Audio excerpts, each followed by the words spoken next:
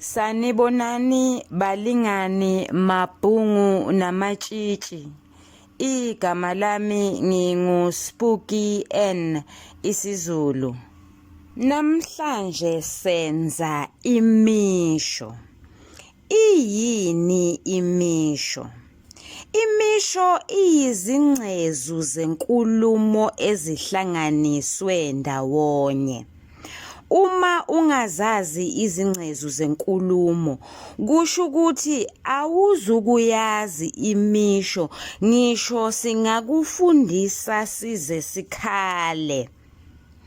Nanoma kunjalo-ke, kunamavidiyo enziwe phambilini amathathu athinta izingcezu zenkulumo.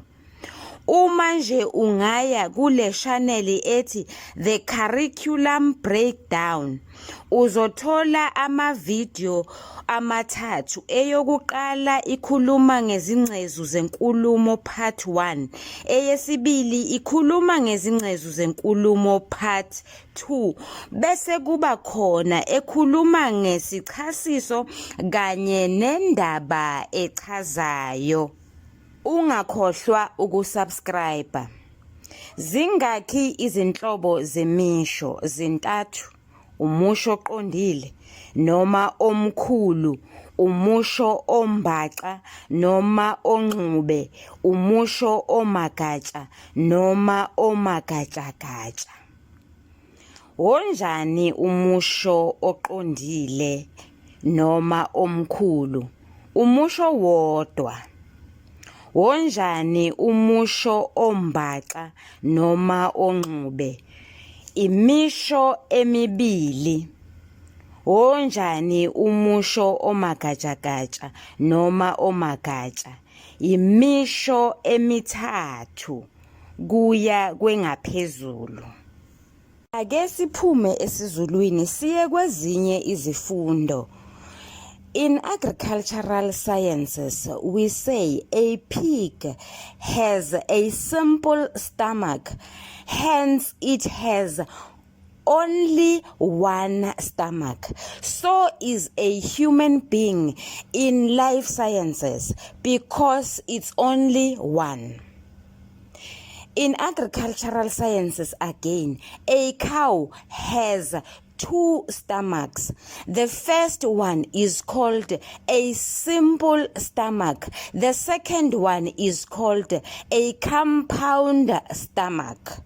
Since there is no animal that has three stomachs, otherwise we would have said that stomach is a complex stomach.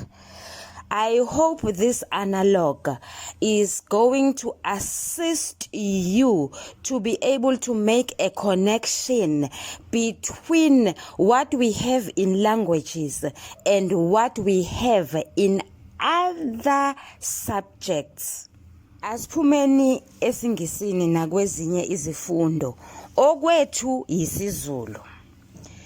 Asiqhubekenike. Iye ngilalele uMasoko kanye noMabhengu Zuma uma ngabe sifundisa. Sinayo enye iproject yethu ebizwa ngokuthiwa usicacisela abafundi. Lapho ke sisuke sifundisa abafundi ezifundazweni ezimbili, eMpumalanga kanye naseGauteng. Besivamise ukusebenza nabafundi baseHertsibande eMpumalanga kanye nabafundi baseJohannesburg East District.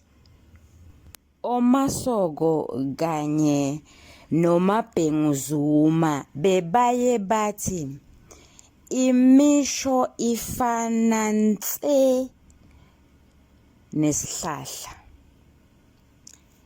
Siyasazi sonke isihlahla. Isihlahla sinezimpande, bebaye bathi izimpande izingcezu zenkulumo zonkana. isiqu sesihlahla umusho oqondile noma omkhulu. Isihlahla sinebhaxa noma sinamabhaxa amaningi. Ibhaxa yindawo lapho kuhlangana khona amagatsha amabili. Ngakho-ke ibhaxa lesihlahla umusho onxube noma ombaxa. Siyasazi sonke isihlilingi angithi.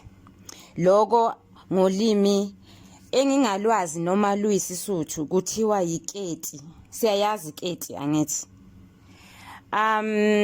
Kusetshenziswa ingxenye yesihlahla ukuze kwakhiwe iketi noma isihlilingi. Angithi bese ke kusetshenziswa ke isidubulo senjoloba. Angithi siyayibona ke lengxenye yesihlahla ukuthi iba kabili iqale kube indawo eyodwa bese ke kuba noma sithi ugodo olulodwa bese ke lihlukana phakathi bese ke sesifaka ke isidubulo senjoloba noma isidubulo serabha. Uma amagatsha asemaningi kakhulu singathi lokho kungumusho omagatsha noma omagatsha. Ake sithasisele. Uma sikhuluma ngomusho oqondile, sichazile phambilini ukuthi sikhuluma ngomusho owodwa. Sichazile phambilini ukuthi sikhuluma ngesiqu sesihlahla. Ngakho-ke siya ezimpandeni zesihlahla siyothatha izingcezu zenkulumo. Imvamisa umusho oqondile wakhiwa izingcezu zenkulumo ezimbili, usobizo kanye nesilandiso. Ake senze isibonelo. Umusho wethu ungama ngalolu hlobo. uNozipho uyageza. Igama elithi uNozipho lingusobizo. Luwucezwana olubizwa ngebizo. Igama elithi uyageza liyisenzo. Ngoba leli gama lingena ngaphansi kocezu olukhulu olubizwa ngesilandiso. Uma sithatha imisho eqondile noma emikhulu emibili siyihlanganise ndawonye ngesihlanganiso okuwucezu lwenkulumo. Bese le misho masiyihlanganisa ndawonye yakha umusho ombaxa noma umusho onxube. Chaza ukuthi uma sakha umusho onxube sibuyela esilulwini sethu siyotapa olunye ucezu lwenkulumo ngoba sithe uma ngabe sikhuluma ngesihlahla izingcezu zenkulumo ziyizimpande. Yilapho sibuyela khona siyothatha olunye ucezu lwenkulumo bese sakha umusho onxube. Ake senze isibonelo. uNozipho uyageza, umusho wokuqala. Owesibili singathi uNozipho uyagijima.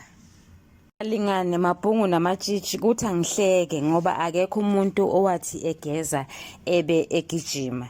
Asiphumenike lapho. Nawu umusho ombaxa noma onxube. uNozipho uyageza kepha uyagijima. Noma singathi uNozipho uyageza futhi uyagijima. Noma singathi uNozipho uyageza kanti uyagijima. Noma singathi uNozipho uyageza yize egijima. Noma singathi uNozipho uyageza anduba agijime. Masibuyeleni esilulwini sethu siyotapa ezinye izingcezu zenkulumo ukuze sakhe umusho omagatsha noma omagatsha-gatsha. Sizotapa isichasiso kanye nesikhanyiso. Kubalulekile ukuthi siyazi imisebenzi yezingcezu zenkulumo. Sazi ukuthi ucezu lwenkulumo ngalunye lwenza msebenzi muni. Ake siboneke. Nawu umusho wethu omkhulu angithi besithe uNozipho uyageza angithi. Ake siboneke ukuthi uma ngabe sesifuna ukwakha umusho omagatsha siususela kulomusho senze njani. Sithe sizosebenzisa isichasiso nesikhanyiso angithi. Ake siboneke. uNozipho omuhle uyageza njalo ekuseni. Lowo umusho omagatsha-gatsha. Yiziphi izingcezu esizifakile? Sifake isichasiso saphinde sasebenzisa isikhanyiso. Ake mhlambe sithi ke manje yimapha amagama ke ngoba amagama ebesiwasebenzisile ekuqaleni abethi noma ebethi uNozipho uyageza. Sisebenzise igama elithi omuhle, sasebenzisa igama elithi njalo, sasebenzisa igama elithi ekseni. Ake sichazeke. Lawo magama siwasebenzisele ukuthi sakhe umusho omagatsha-gatsha. Igama elithi omuhle liyisichasiso ngoba lichaza usobizo. Okubalulekile kufanele uma ngabe sesilichaza leli gama sibuzwe umbuzo sisho ukuthi lingumshwana ochazayo. Kungani sithi lingumshwana? Sisho ngoba alikwazi ukuzimela lodwa.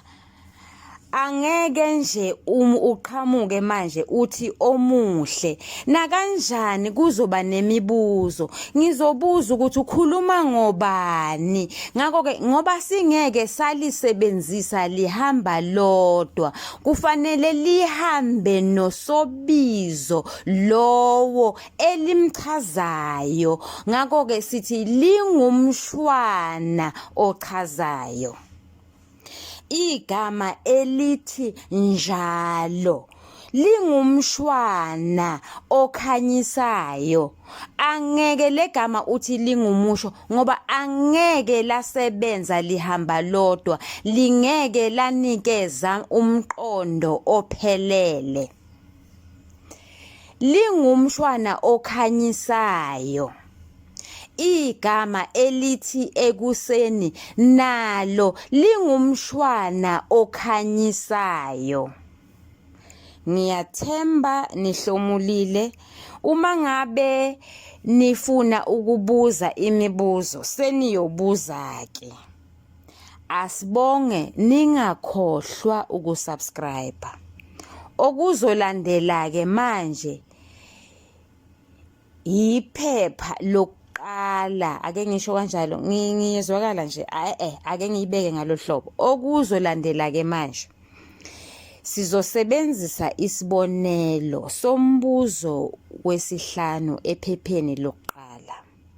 Sizosebenzisa isibonelo sephepha elimayelana nolimi lwasekhaya. Siphinde sisebenzise iphepha eliyisibonelo solimi lokuqala lokwengeza. Siyabonga ningakhohlwa ukusubscribe.